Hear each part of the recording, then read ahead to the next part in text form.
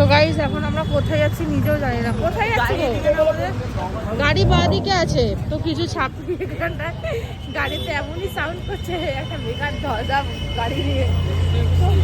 তো এখন আমরা এসেছিলাম লেক মলে, আর এখানটায় এসে ছোট বলছে না, আমি এটা বলছি যে গাড়িগুলোকে নিয়ে না না আমি বলছি আমি যেহেতু বললাম তো আমি বলছি, কারণ গাড়িটা খুবই পুরনো গাড়ি, ঠিক আছে, ওইটার মধ্যে এত বাজে মডিফাই করেছে, এত বিচ্ছিরি করে পুরো ফুল ছাপড়ি করে দিয়েছে, ঠিক আছে, মানে গাড়িটা রীতিমতন শেষ হয়ে গেছে।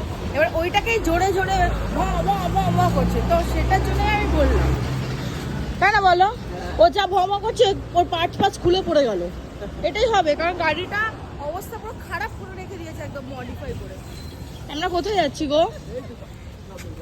হ্যাঁ সরি গাইস,